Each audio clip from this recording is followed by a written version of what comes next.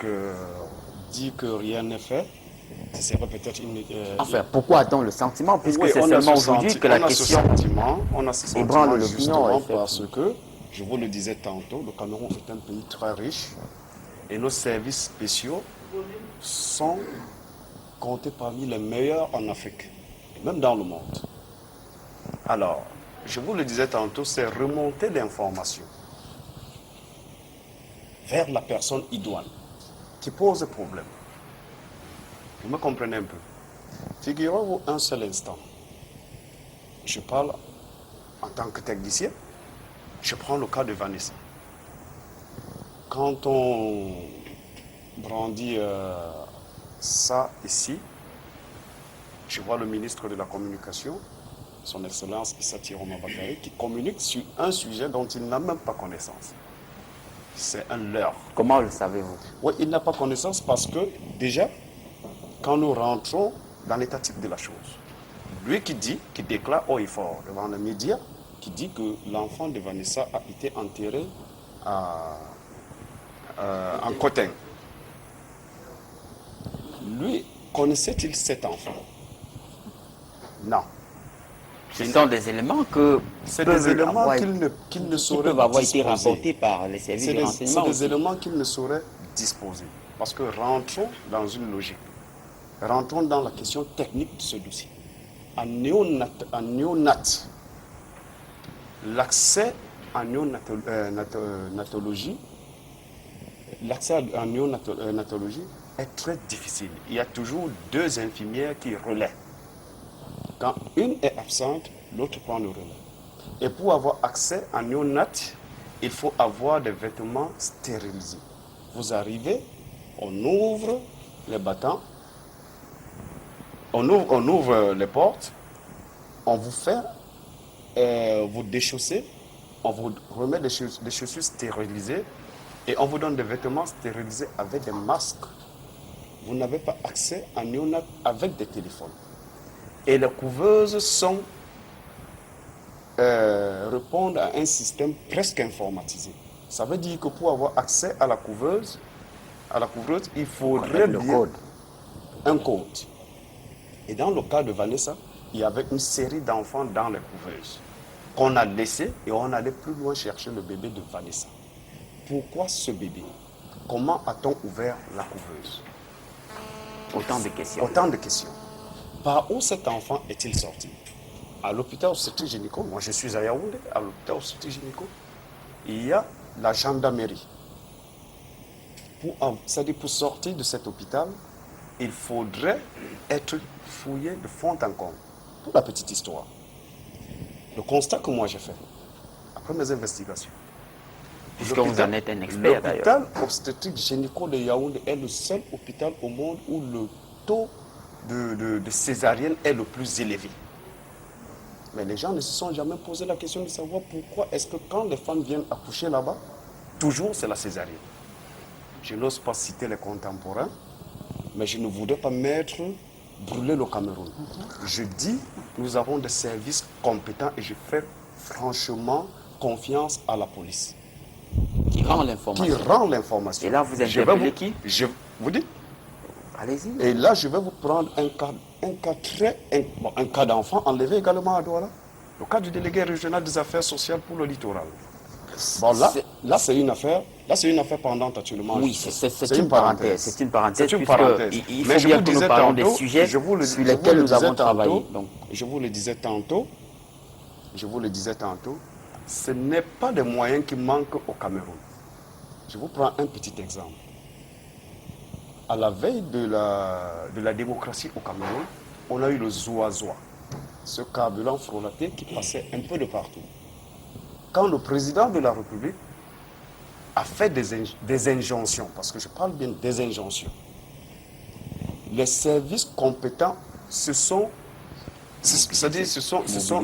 oui, et puis, immédiatement. Donc vous voulez dire qu'il faut un minimum de volonté politique. Il faut un minimum de volonté politique. Je vous assure, il faut un minimum de volonté. Ce n'est pas des moyens pour éteindre le phénomène. Ok, rentrons maintenant dans les couloirs de la justice. Monsieur Biton Martin, vous qui êtes magistrat, ex-substitut du procureur général à la cour d'appel de Bafoussam, Alors, comment expliquer le silence de la justice ou les lenteurs de procédure dans les couloirs de la justice? Vous qui avez longtemps travaillé, servi la justice camerounaise et dont le phénomène ne vous est pas étrange non plus. Oui, avant d'en arriver aux lenteurs de la justice, Eric, merci de m'avoir passé la parole. Il faut dire que le phénomène d'enfants volés est triste, il est troublant, il est à la limite renversant. Et tout à l'heure, mon voisin d'à côté, ex-commissaire au renseignement, a dit que à la base, il y a l'enrichissement, entre guillemets, enrichissement illicite et sale. Allez-y, allez-y. Allez-y, on vous écoute. Alors, mais je crois que c'est un problème de moralité qu'il faut travailler au Cameroun et dans tous les secteurs, un problème d'éthique. Et quelque part, pour ceux qui sont chrétiens, ils savent que dans Proverbe, il est dit que la justice élève une nation, mais le péché est la honte des peuples. Mais pour le cas, ce qui vous concerne, vous qui avez servi la justice camerounaise, oui. Comment vous expliquez les lenteurs administratives qui sont notées, le silence, un silence coupable? Disons, pour les lenteurs de la justice, il y a des moments où elle s'explique et d'autres où elle ne s'explique pas. Il y a des moments où elle s'explique parce que la procédure est toujours quelque chose de très difficile. Il faut partir d'un point A à un point peut-être, je dirais, X, et il y a, n'est-ce pas, des paramètres qu'il faut remplir. Et tant que tous ces paramètres ne sont pas remplis, tant qu'une procédure n'est pas complète, on ne peut pas décider. Bon, mais il y a des moments où, effectivement, elle est lente parce que peut-être celui qui est là attend un avantage, il des enveloppes circulent aussi. peut traîner le dossier. Pour les enveloppes, ça c'est déjà la corruption. On pourra en parler parce que... mais ça peut aussi être un élément déterminant pour... Bien sûr, bien sûr. J'ai été ici au tribunal de grande instance de Douala et j'ai intervenu dans une affaire, n'est-ce pas, de trafic d'organes avec l'enfant décapité. J'étais président de la collégialité des magistrats et on sait que j'ai saisi, n'est-ce pas, des Indo-Pakistanais, pour ne pas les nommer, qui sont venus tenter de me corrompre.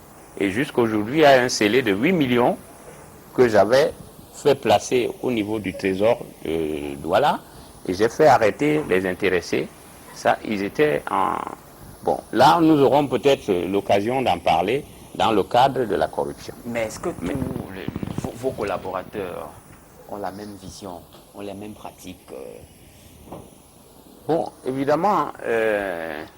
Beaucoup cèdent.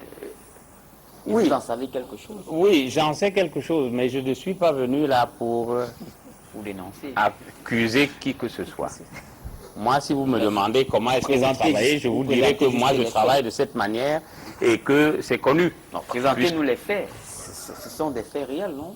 Dans les couloirs de la justice. Oui, bon, mais je dis que pour aujourd'hui, nous sommes là pour le problème d'enfants volés.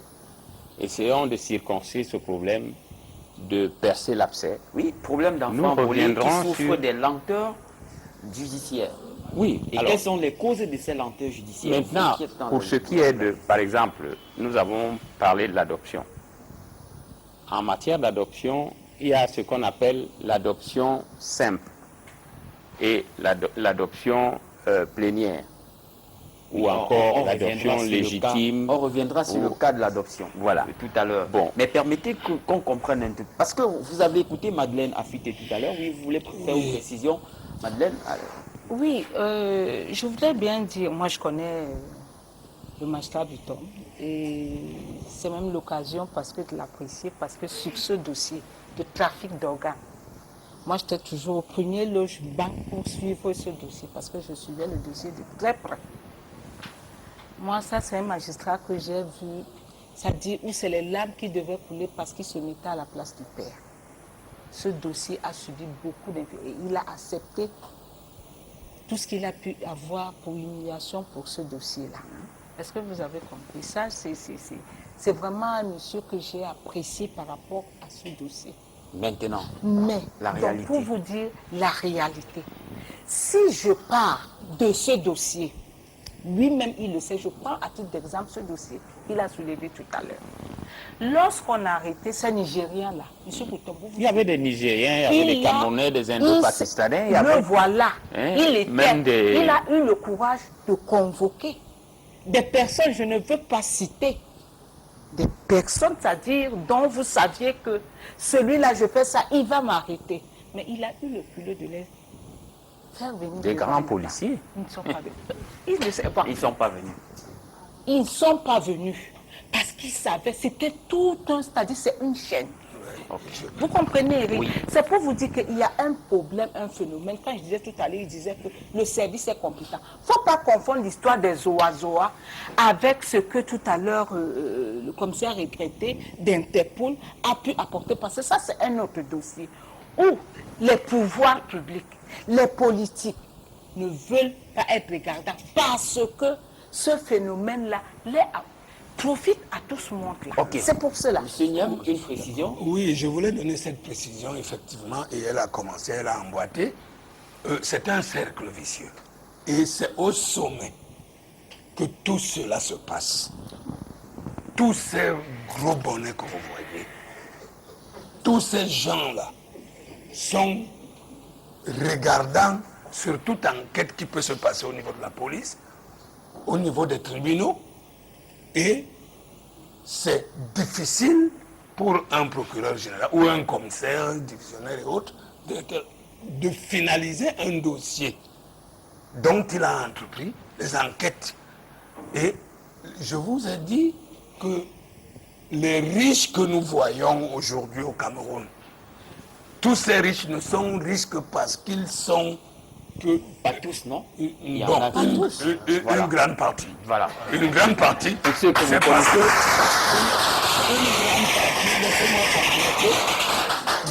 une grande partie n'est riche que parce que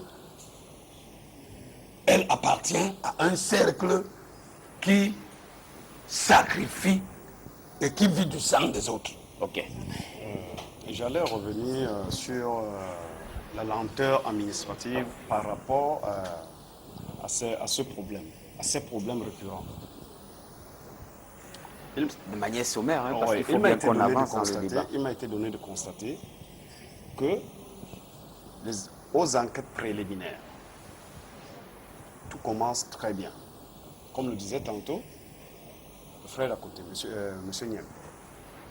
Mais il arrive qu'en péroraison de ces enquêtes, qu'on reçoive des injonctions.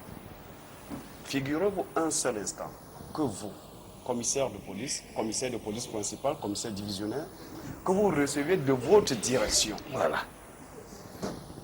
On vous demande de faire un soit fait transmis ou un soit fait retour de la transmission qui vous a été faite. Faites. On vous dessaisit de ce dossier. Tout à fait. Bien sûr.